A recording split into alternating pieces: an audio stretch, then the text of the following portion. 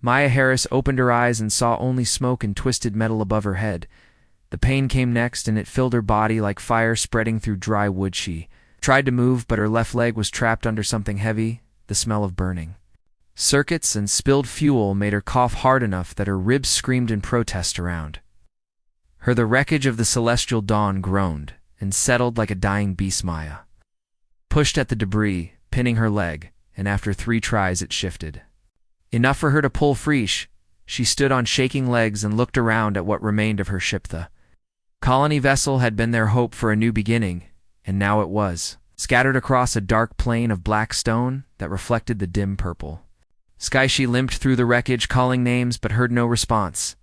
The emergency beacon on her wrist was dead, and so was her communication device. Maya found a survival pack half buried in the rubble and strapped it to her back. She had to find the others, and she had to figure out where they were. The landscape around the crash site was unlike anything she had seen before. Black stones stretched in all directions, smooth and cold under her boots, and the distant strange trees rose from the ground, but their trunks were made of something clear like crystal, and they hummed with a low sound that made her teeth ache. The sky above was neither day nor night, but something caught between the two. Purple clouds moved slowly across a dark expanse, and no sun or moon was visible. Maya picked a direction and started walking. Her leg throbbed with each step, but she kept moving because staying still meant giving up. After an hour of walking, she saw something that made her stop. Footprints in the ash that covered parts of the stone. They were too large to be human, and each print was nearly as long as Maya was tall. She knelt beside one and touched the edge of the impression. Whatever this was heavy enough to crack the stone beneath the ash. Maya felt her heart race, but she forced herself to stay calm. She followed the prints because they were heading in the same direction she had chosen. The crystal trees grew thicker as she walked, and the humming sound grew louder between the trees. She saw movement, and she dropped behind a fallen trunk that glowed faintly from within. She watched as something massive moved through the forest. It walked on 2 legs like a person, but it stood at least 8 meters tall. Its skin was silver and seemed to shine with its own light, even in the dim purple glow of the sky. Being wore armor that looked alive somehow, with pieces that moved and shifted as it walked. Maya could see patterns flowing across the metal like water, or maybe like breathing. Creature stopped and turned its head toward where Maya was hiding. She held her breath and pressed herself flat against the cold stone. Eyes that glowed like distant stars looked directly at her hiding spot. The being spoke, and its voice was so deep that Maya felt it in her chest before she heard it in her ears. The words were not in any language she knew, but somehow she understood their meaning. Being asked if she was injured and if she needed help, Maya stood slowly with her hands raised to show she held no weapons. The massive being watched her rise and did not move up close. Maya could see that its face was shaped like a human face, but longer and sharper, with high cheekbones and a strong jit. Its eyes were completely silver with no pupil or white showing, and they seemed to look through her rather than at her. The being knelt down, and even kneeling it was taller than Maya. Standing it reached out one hand, and Maya saw that each finger was tipped with something that looked like polished bone. The hand was large enough to close around her entire body, but the being moved slowly and carefully, as if afraid of hurting her. Maya let the being touch her shoulder, and a warm tingling spread from the point of contact. The pain in her leg faded to a dull ache, and she could breathe easier. The being pulled its hand back and spoke again. This time, Maya heard a name in the strange flowing word, Skelter. Being was called Kalithra, and she was female, though Maya was not sure how she knew this. Kalithra stood and gestured for Maya to follow. Maya hesitated because every instinct told her to run from something so large and powerful, but she was alone on a strange world with no way to contact her crew, and this being had just healed her injuries instead of harming her. She followed. They walked through the crystal forest, and Kalithra moved with surprising grace for something so large. Her footsteps were quiet, and she avoided stepping on the smaller crystal growths that sprouted from the ground. Maya struggled to keep up, but Kalithra slowed her pace when she noticed after sometime they emerged into a clearing where the black stone had been carved into smooth platforms. In the center of the clearing something moved, and Maya stopped walking. A creature lay coiled on the largest platform. It was dragon-shaped with a long neck and wings folded against its back. Its scales shifted color between copper and deep red, and they caught the purple light and threw it back in patterns. The dragon lifted its head and looked at Maya with eyes that were ancient, and knowing Maya felt something touch her mind, not words exactly, but feelings and images. The dragon was showing her that it meant no harm. It was showing her memories of flying through stars and sleeping on worlds that had crumbled to dust long ago. The dragon was old beyond measure, and it belonged to Kelithrate's name, came to Maya. Without being spoken, Amberwinkry gestured to the platforms, and Maya understood she was being invited to rest. She sat carefully on the smooth stone, and Kelithra sat across from her. The size difference between them was absurd. Maya felt like a child sitting with a giant butt. Kelithra did not treat her as small or weak. Instead, the massive warrior leaned forward and began to speak her. Words came slowly at first, as if she was remembering how to explain things. She told Maya that this world had been found by accident. She told Maya that something terrible was coming, something that had followed the human ship through space. Kelithra called it the Void Swarm, and when she spoke the name, the air seemed to grow colder. She explained that the swarm consumed everything it touched, worlds and stars and entire peoples. Vanished into its hunger. Kelithra and her kind had been fighting it for longer than humans had existed as a species. Now the swarm was here on this world because it had followed the trail of the celestial dawn. Maya felt her blood turn cold. She asked if her crew had brought this danger. Kelithra nodded slowly, but she did not blame Maya or her people. The swarm followed all living things. Was not the humans who were at fault, but rather their existence that drew the swarm. Kelithra stood and looked toward the horizon where the purple sky was growing darker. She turned back to Maya and asked a question that Maya would remember for the rest of her life. Do I frighten you, human? The words hung in the air between them.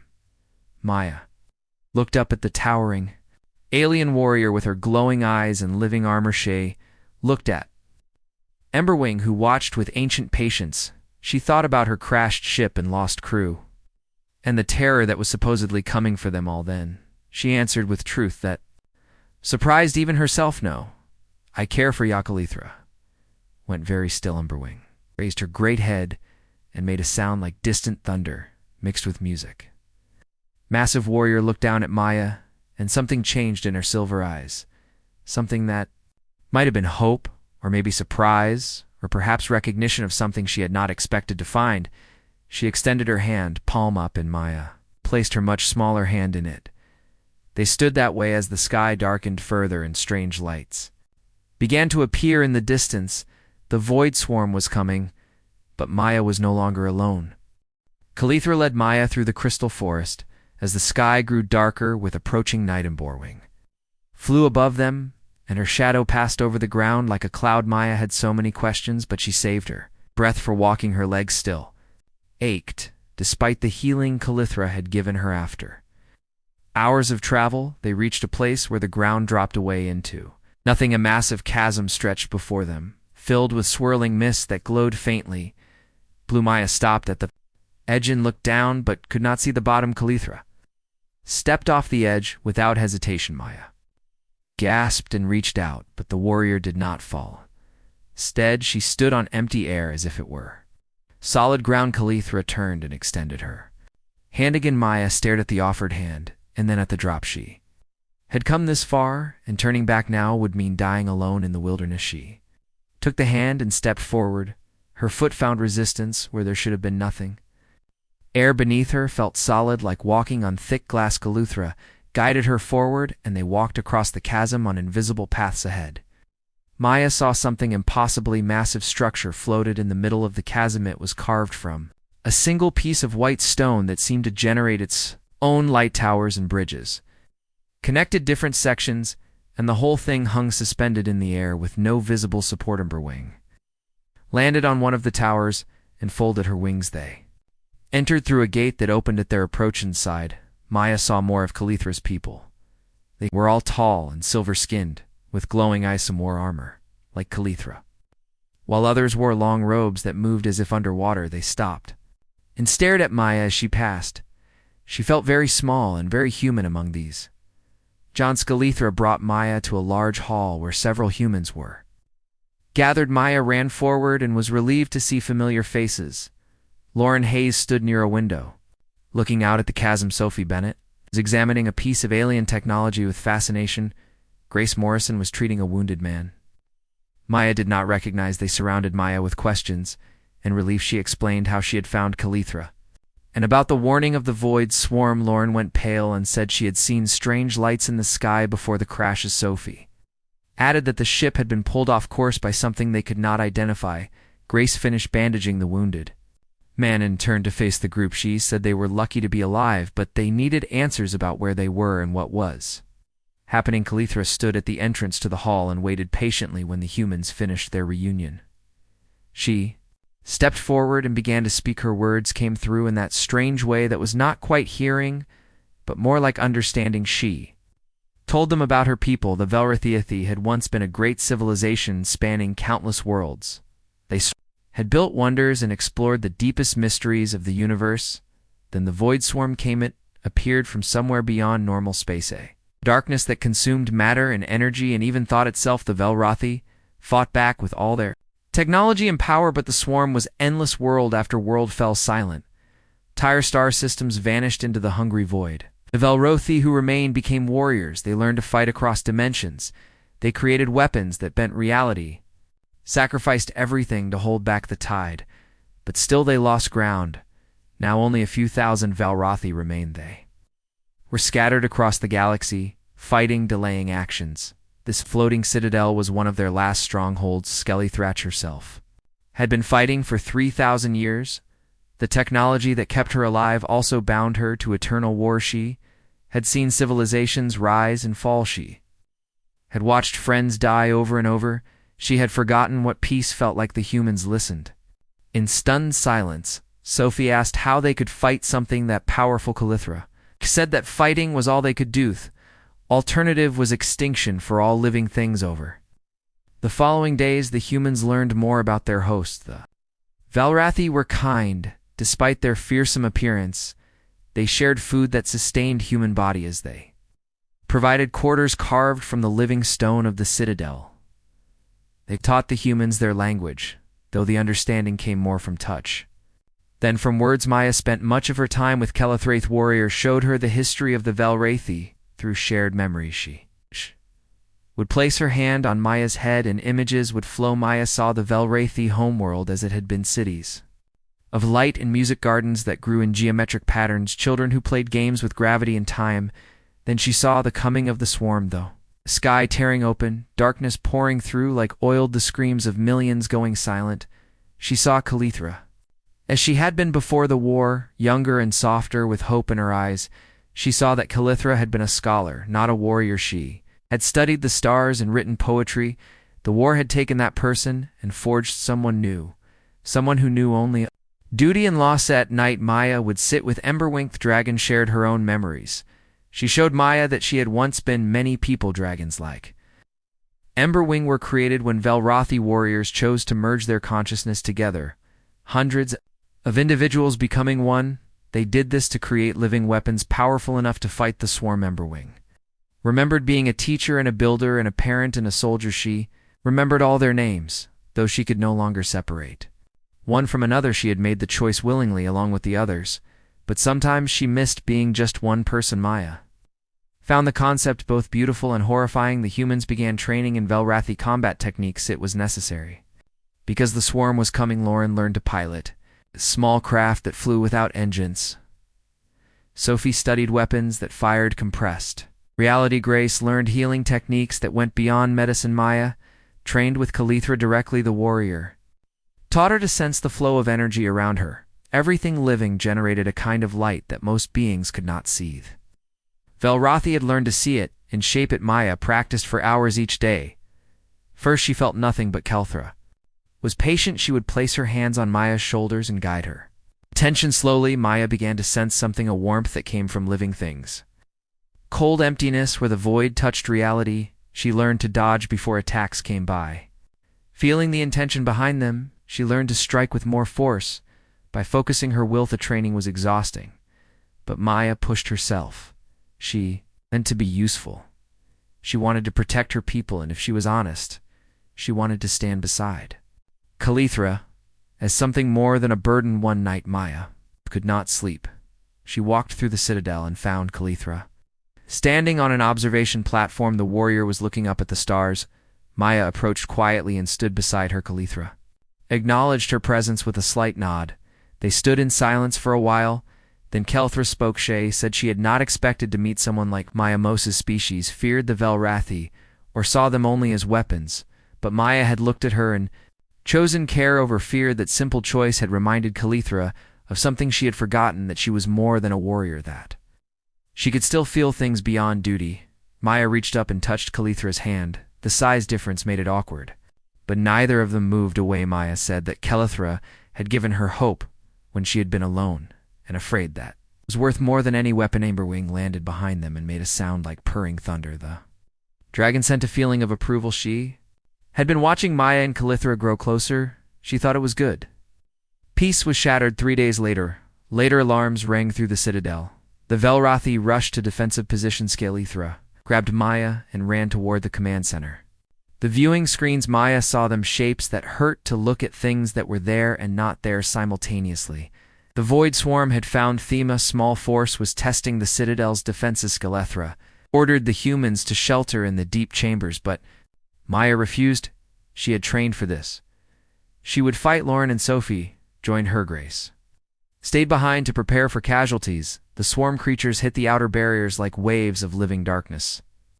The Velrathi met them with weapons that crackled with impossible energies. Maya found herself on the wall with a weapon she barely understood, fired into the mass of void creatures, and watched them dissolve beside her.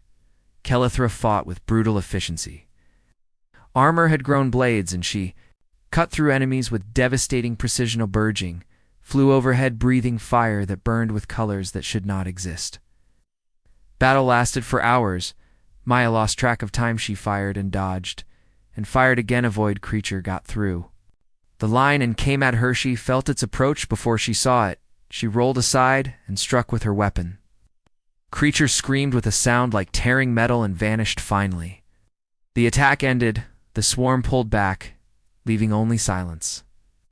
Velrathi counted their losses. 2 warriors had fallen. The humans had survived, but Sophie was injured. Grace worked on her in the medical bay, while the others watched. Calithra found Maya sitting alone on the wall. The human was shaking from exhaustion and adrenaline. The warrior sat beside her and pulled Maya close. Its embrace was awkward given their size difference, but Maya did not care. She pressed against Calithra's armored chest and felt the warrior's heartbeat. It was slower than a human heart, but steady and strong. Calithra said that Maya had fought well. She said that the main swarm would come soon. They had perhaps days before the real invasion began. The morning after the battle, Calithra gathered the humans and senior Velrathi warriors in the council chamber. The room was circular with walls that showed images of distant galaxies. Maya stood with Lauren and Grace while Sophie recovered in the medical wing. Calithra looked tired in a way Maya had not seen before. Warrior began to speak about something she had kept hidden. There was a weapon buried deep in the planet below them, an ancient Velrathi device called the Starfire. A writ had been created during the early days of the war, when the Velrathi still had the resources to build such things. The array had the power to seal dimensional rifts permanently if activated. It would close the doorways the Void Swarm used to travel between realities. The swarm attacking this world would be trapped and destroyed, but there was a price. The weapon required a living consciousness to guide it. Someone had to merge with the array to become its directing intelligence. That person would cease to exist as an individual. They would become part of the weapon itself, forever bound to the planet. The room fell silent. Lauren asked why they had not used this weapon before, if it was so powerful. Calithra looked away, and another Velrathi warrior named Varith stepped forward. Varith was older than Calithra, with scars that cut through her silver skin. She said that the first Starfire array had been activated on the Velrathi homeworld. Entire generation of their people had volunteered, thousands of young Velrathi who merged their consciousness into the weapon. It worked. It sealed the rifts around their home system, but the cost had been too high. Those thousands of individuals were gone, not dead exactly, but no longer themselves they existed. As a collective intelligence within the planet, forever aware, forever trapped, the Velrothi had built other arrays on other worlds each. One required the same sacrifice. Eventually they ran out of volunteers. The remaining Velrothi chose to fight conventionally. Rather than feed more of their people to the weapon, Skelethra said that this array had never been activated. Sat waiting in the deep places of this world now. They had no choice, the full void. Swarm was coming. Without the array they would all die with. It they might survive, but someone had to volunteer. The humans looked at each other with horror. Grace said there had to be another way. Some technology that could replace a living mind. Varith shook her head. They had tried everything the array needed. Consciousness, it needed will and choice and creativity, things that machines could not provide. Maya felt cold spreading through her chest. She understood what Skelethra was not saying. The warrior intended to sacrifice herself over the next days. The citadel prepared for the coming battle. The Velrothi worked to strengthen the barriers. The humans helped where they could. Sophie recovered enough to join the efforts. She worked with Velrothi engineers to create new defensive systems, but tension grew among the humans. Nicole Grant, a security officer who had been found by Velrothi scouts, approached Maya one evening. Nicole said they should leave. The remaining shuttles from the Celestial Dawn could be repaired. They could escape while the Velrothi fought. Maya asked where they would go. The swarm would follow them. Nicole said that was not their problem. They had not asked to be part of this war. The Velrothi had fought for thousands of years, and it had gotten them nowhere. Maybe it was time to accept that. Some fights could not be won. Maya felt anger rise in her throat. She said that running meant abandoning people who had helped them. It meant leaving Skelethra and the others to die alone. Nicole replied that Skelethra was not Maya's friend. She was an alien warrior from a dying civilization. Getting attached was foolish, Maya told Nicole to leave if she wanted, but she was staying. Nicole left angry, and several other humans went with her. Loran and Sophie stayed with Maya. Grace said she would not abandon people who needed healing. That night Maya found Skelethra in her private chamber. The room was simple with few possessions. A warrior who had lived for 3,000 years accumulated little. Maya asked if Skelethra planned to volunteer for the era. Skelethra did not answer at first. Then she said yes. She had lived long enough. She had seen too much death. Her consciousness could be the key to stopping the swarm. Then it was a worthy, and Maya felt something break inside her. She asked if Skelethra wanted to. The warrior turned and looked at her with those glowing silver eyes. She said she did not want to die, but she was tired. Tired of fighting, tired of losing, tired of being a weapon instead of a person. The array would give her purpose one last time. Maya stepped closer, despite the size difference making her feel like a child. She said that Skelethra deserved rest real, rest not, becoming another tool of war. The warrior knelt down so they were at eye level. She reached out and touched Maya's face with one massive hand. She said that Maya had given her something unexpected day, reason to remember what she had been before the war, but that did not change what needed to be done. Maya grabbed Skelethra's hand with both of her. She said she would volunteer. Instead, Skelethra pulled back, as if Bernache said that was impossible. Maya had her whole life ahead of her. The warrior had already lived thousands of years. It was her burden to bear. They argued back and forth, both refusing to let the other make the sacrifice. Finally, Skelethra stood and asked Maya to leave her. Voice was cold and distant. Maya recognized it as the warrior's armor going back up. She left feeling hollow. 2 days later, the sensors detected the main void swarm. It was massive beyond comprehension. A wave of darkness that blotted out the stars as it approached. The citadel went into full alert. Every warrior took their position. The humans armed themselves with whatever they could use. Grace set up multiple medical stations. Sophie and Lauren worked on final preparations for the barriers. Maya stood on the wall and watched the approaching darkness beside her. Emberwing landed with a heavy thud. The dragon had been quiet since the council meeting. Now she reached out with her telepathic presence. Images flooded Maya's Mindem. Burnwing showed her what it was like to be emerged consciousness. Hundreds voices speaking as one, memories that belonged to many people. Dragon showed Maya her own creation, the Velrothi warriors, who had chosen to become her. They had loved each other.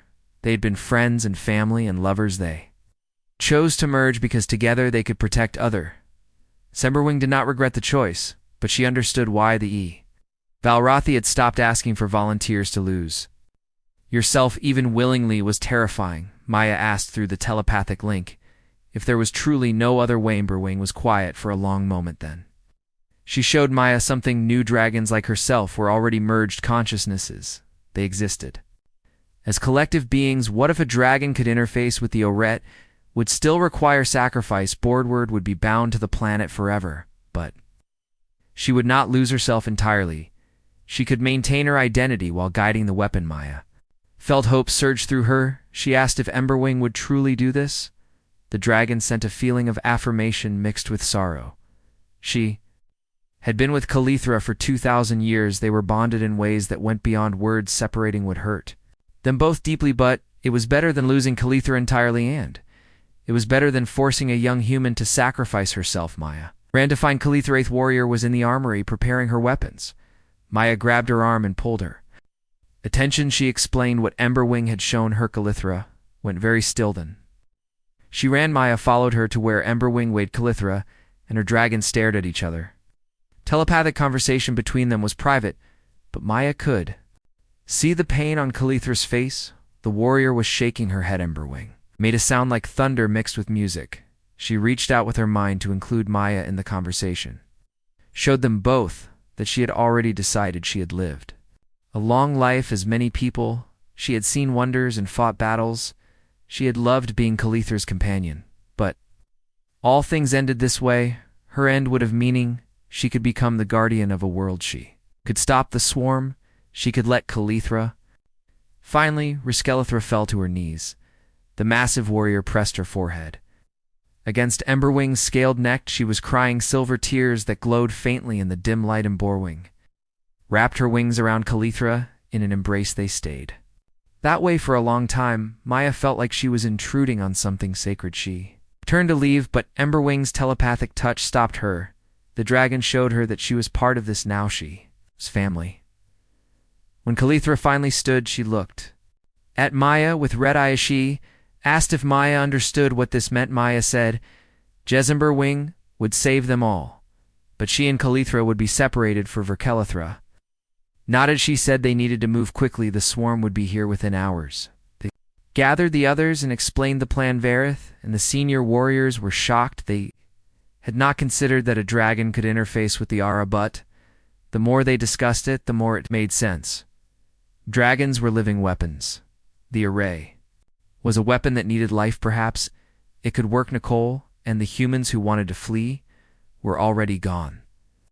They had left in the night, taking to shuttles. Maya felt a moment of sadness, but pushed it aside. They had made their choice. She had made hers. The group prepared to descend into the planet. The ray chamber was deep underground, so they would need to fight through whatever swarm forces had already landed. Kalithra led the way with Maya. Close behind, Lauren and Sophie joined the expedition, along with Varith and 5 other Velrathi warriors. Grace stayed above to coordinate defense. Wing flew ahead, scouting the path as they descended. The ground shook as the Starfire array began charging. Energy pulsed through the black stone beneath their feet. Maya felt it in her bones. Burwing was no longer a single consciousness, but something vast and strange. Her presence filled the entire planet. Lithra stood frozen, staring at the light where her dragon had been. Maya touched her arm gently. They needed to move. The array would take time to reach full power, and the void swarm would try to stop it. Varith was already organizing the warriors for the climb back to the surface. Lauren and Sophie checked their weapons. Maya pulled Kalithra toward the exit. Warrior moved mechanically, as if her body remembered how to function, even when her mind was elsewhere. They emerged from the tunnels to find chaos. The sky was black with void creatures. They poured down like living shadows. The Valrathi barriers flickered under the assault. Grace was coordinating evacuations over the communication systems. Civilians were being moved to the deep shelters. Warriors took positions on every wall, and Tower. Kalithra finally seemed to wake from her daze. She looked at the battle, and something hardened in her silver eyes. She drew her weapons, and her armor grew spikes and blades. Maya had never seen her look so dangerous. Warrior turned to her companions and spoke in a voice that cut through the noise they needed to hold the line until the array finished charging. No void creature could be allowed near the tunnels that led underground. IFL, the swarm reached the array chamber they could disrupt. Item bore wing would be vulnerable during the merging process. Maya understood they were not just fighting for survival. They were protecting Emberwing while she completed her sacrifice. The group split up. Vareth led half the warriors to reinforce the main gates. Lauren went with them carrying a weapon that fired compressed energy. Sophie stayed near the tunnel entrance to set up defensive barriers using Velrathi, technological Ethra, and Maya took position on a platform that overlooked the primary approach. From here they could see the full scope of the invasion. The Void Swarm was massive. Creatures of every size and shape poured from tiers. In reality, some flew while others crawled up the sides of the floating citadel. Made sounds that hurt. To hear screams that seemed to come from everywhere and nowhere. Maya raised her weapon and began firing it. Shot dissolved a void creature, but more took its place beside her. Kalithra fought with devastating efficiency. The warrior moved faster than something her size should be able to move. She cut through enemies with brutal grace. Her armor adapted to each threat, growing shields when creatures attacked from range, growing blades when they came close. Maya tried to keep up, but the sheer number of enemies was overwhelming. A void creature got past Kalithra's guard and came at Maya. She felt its approach and rolled aside. The creature's touch froze the stone where she had been standing. She fired point blank and watched it dissolve. Kalithra grabbed her and pulled her back to back. They fought that way, covering each other. The battle became a blur. Fire and strike and dodge and fire again. Maya lost track of time. Her arms ached from holding her weapon. Her legs burned from constant movement, but she could not stop around them. Other warriors fell. A Velrathi named Korath was pulled off the wall by a flying void creature. Scream cut off abruptly. Another warrior called Sethis held a choke point alone until he was overwhelmed. Void consumed him and left nothing behind. Maya felt each loss like a physical blow. These people had become her allies. Her allies. Her friends now. They were dying to buy time for Emberwing to complete the array. Suddenly the ground shook harder than before. Light erupted from the tunnel and trancy Emberwing's presence touched everyone's minds at once. She spoke with 1,000 voices. The array was halfway charged. She could feel the dimensional rifts. She could sense the swarm's connection to them, but she needed more time. Maya shouted to Sophie, asking how long. Sophie checked her readings and yelled back to Arze. Needed to hold for 2 more. Horskaluthra roared in fury and threw herself at a cluster of void creatures Maya had never seen her fight with such intensity. The warrior was a storm of blades and rage. She was fighting for Emberwing, fighting to make sure her dragon sacrifice meant something. Then Maya felt something new. Presence darker than the other void creatures, something vast and intelligent. Pushed through the swarm like a shark through water. A void hurled Vareth's voice crackled over the communication system. She screamed a warning about the herald. These were the swarm's commanders, ancient and powerful. They could think and plan. Unlike the lesser creatures, the herald emerged from the mass of shadows. It was huge, nearly as tall as Kelithrate's form shifted constantly. Sometimes it looked humanoid. Sometimes it looked like a mass of tentacles. Sometimes it looked like nothing at all. Just an absence in the shape of something living. It moved toward the tunnel entrance, toward Sofitterward, the path to Emberwing. Kalithra saw it, and Ranchi leaped from the platform and landed hard enough to crack the stone. The herald turned its attention to her. They collided with a sound like breaking glass. Kalithra's blades cut through the herald, but it reformed instantly. Herald struck back, and its touch left black marks on Kalithra's armor. Maya jumped down to help, but Kalithra shouted at her to protect the tunnel. Maya hesitated then. She understood Kalithrich would fight the herald alone. Maya needed to stop anything else from getting through. She ran to Sophie's position. Lauren was already there. 3 humans formed a defensive line. At the tunnel, mouth-void creatures came at them in waves. Maya fired until her weapon overheated. She switched to a backup and kept firing. Lauren fought with fierce determination. Sophie had rigged explosives that detonated when void creatures got too close. Behind them, they could hear Kalithra and the herald fighting. Sounds were terrible, metal screaming, stone, shattering roars of pain and fury. Maya wanted to look back, but she could not.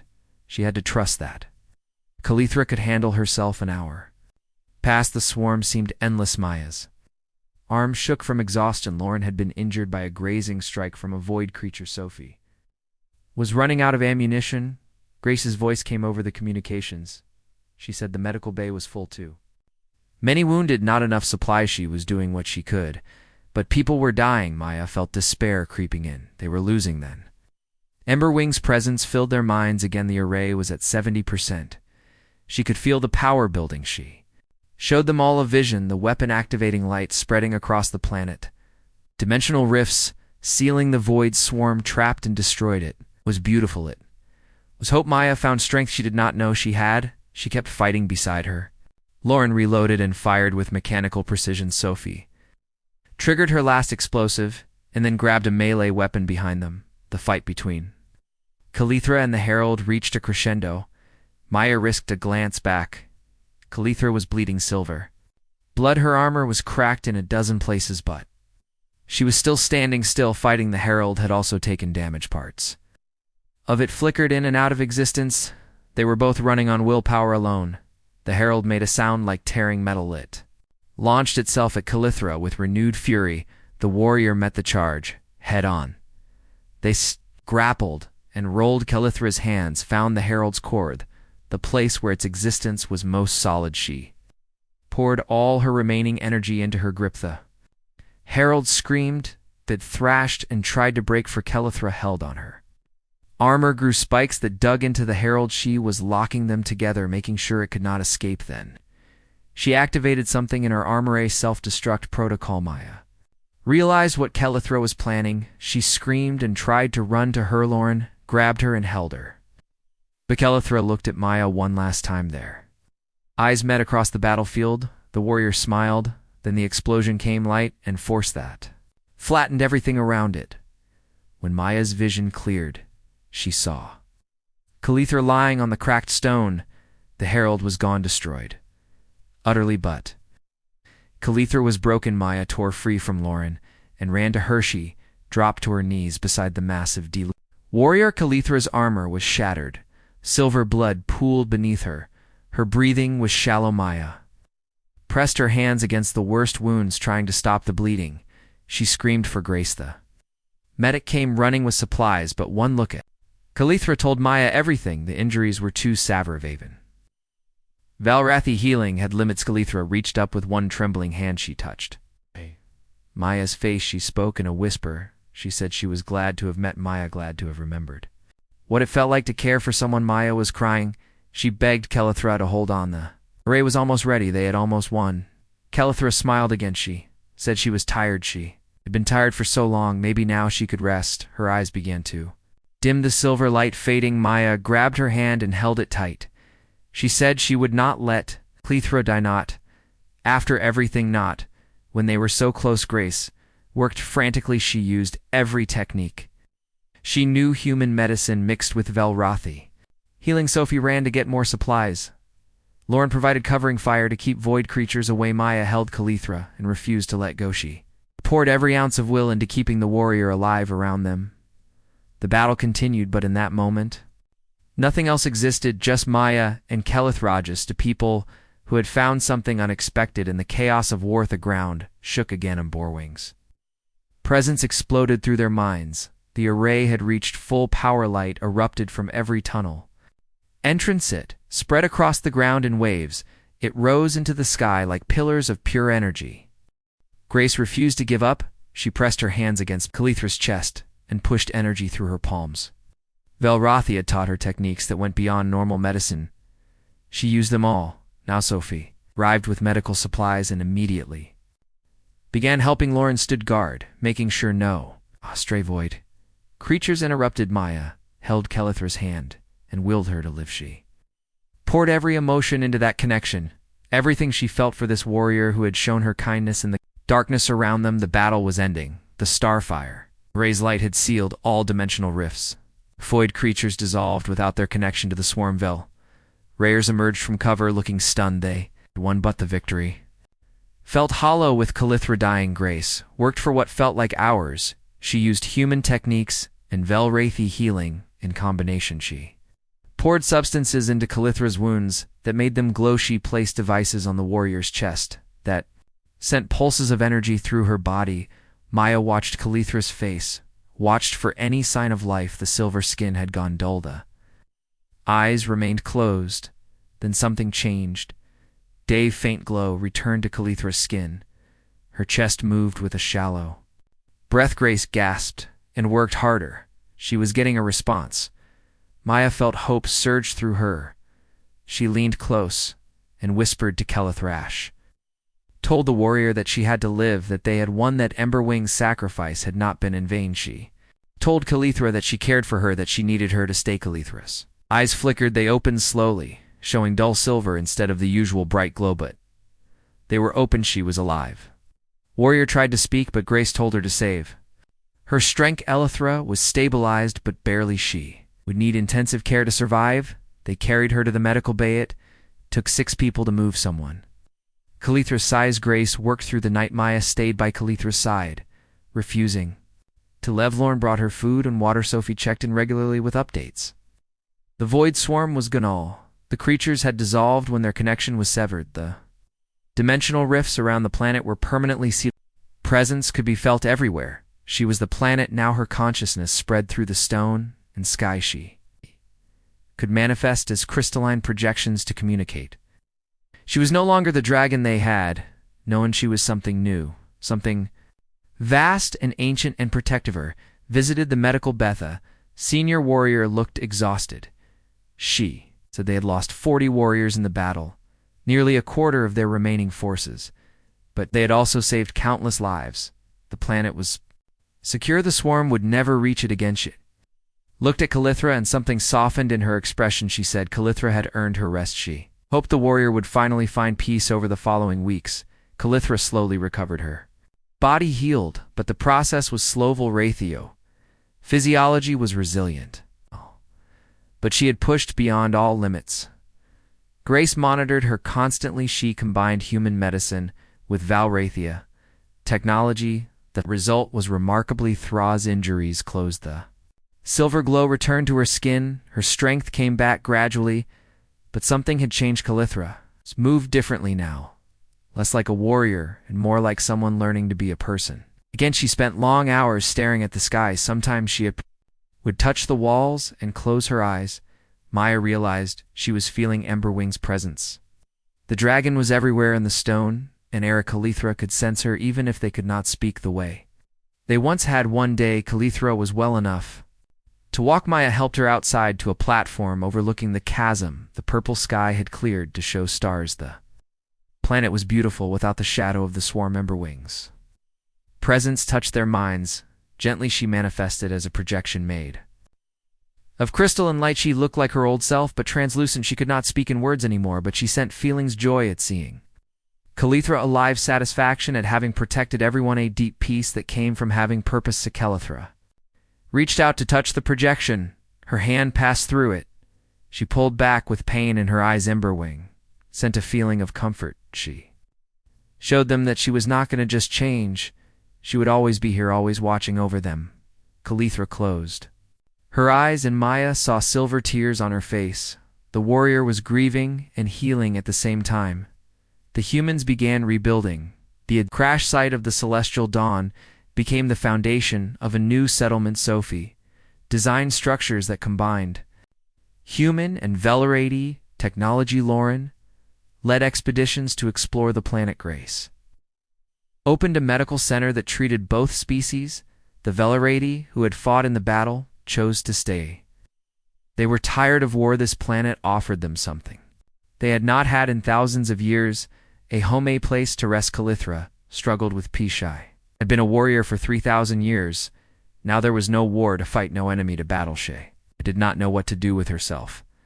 Maya stayed close during those difficult days. She showed Calithra what humans did with peace. They built things, they created art, they told stories, they fell in love, they lived slowly. Calithra began to remember how to live rather than just survive. She helped with construction. Using her great strength to move materials, she learned human music and found she enjoyed it. She started writing again poetry like she had done before the war. Words were about loss and hope and new beginnings. Maya read everything Calithra wrote. She found the poetry beautiful and sad and full of life. Months past the settlement grew. More human survivors were found scattered across the planet. They joined the community. The Velrothi taught them their language and techniques. The humans shared their own knowledge and culture to species learning to live together too. Build something new from the ashes of Warnicole, and the others who had fled in shuttles never returned. Maya wondered sometimes what happened to them if they found another world. If they survived, she hoped they did, but she did not regret her choice to stay. One evening, Maya found Calithra standing on a cliff overlooking the settlement. The sun was setting on this planet. It created colors that Earth never had: purple and silver and deep blue. Maya climbed up to stand beside her. Calithra acknowledged her with a small smile. They had grown comfortable with each other over the months. The size difference no longer felt strange. They just fit together. Some Calithra spoke quietly. Said she had never imagined surviving the war. She had expected to die fighting or to become a weapon like Emberwing, but Maya had changed everything. That first meeting, when Maya said she cared instead of being afraid, it had reminded Calithra that she was more than a warrior, that she could still feel, still hope, still live. Maya leaned against Calithra's arm. She said she had been terrified when she crashed on this world, lost and injured and alone. But Calithra had given her hope, had protected her, had shown her strength that went beyond just fighting. Calithra reached down and carefully picked Maya up. She held the human in her massive hands. Maya did not feel afraid. She felt safe. Calithra asked the question she had asked that first day, "Do I frighten you, human?" Maya looked into those silver eyes and smiled. She gave the same answer, "No, I care for you," but this time she added something, "I love ya." Calithra's eyes widened. Then she smiled, a real smile that transformed her whole face. She said she loved Maya too, that this small human had saved her in ways that went beyond the physical, had given her a reason to want to live. They stayed that way as the stars came out, a human and a Valwrathi warrior, two beings from different worlds who had found each other. In the chaos of war below them, the settlement glowed with lights. Both human and Velrothi worked together to build homes, to plant gardens, to create a future. Emberwing's presence was everywhere, in the warm breeze and the strong stone beneath their feet. The protective barriers that kept them safe. The dragon had become their guardian, their protector. She was happy. Maya could feel a Tumberwing approved of what they were building, approved of Calithra finding love, approved of peace. Years past, the settlement became a city. More Velrothi arrived from other worlds. They heard about the planet protected by the starfire. Arathe came seeking peace after millennia of war. The humans and Velrothi learned from each other. They created new technologies, new art, new ways of living. Children were born, human children who grew up alongside young Velrothi, played together without fear, without seeing the differences that had once seemed so vast. Calithra continued to heal not just her body but her spirit. She learned to laugh, to enjoy simple things, to live in the moment rather than always preparing for the next battle. She and Maya built a home together on the cliff, had rooms sized for both. A theme, a compromise between their different scales. They filled it with books and art, with memories and hope. Grace's medical center became a place of learning. She trained others in the combination techniques she had developed. Both species benefited from the merged knowledge. Lauren led expeditions that mapped the entire planet. She found wonders in the crystal forests and deep caverns. She named mountains and rivers after fallen warriors. Both human and Velrothi. Scifi became the chief engineer. She designed ships that could travel between stars, but these were not warships. They were exploration vessels built for discovery rather than battle. The universe was vast and full of mysteries now. They could explore it in peace. 10 years after the battle, Maya stood on the same cliff where she and Calithra had first declared their love. She was older now. Humans aged faster than Velrothi. She had lived a full life. Calithra stood beside her, looking much the same.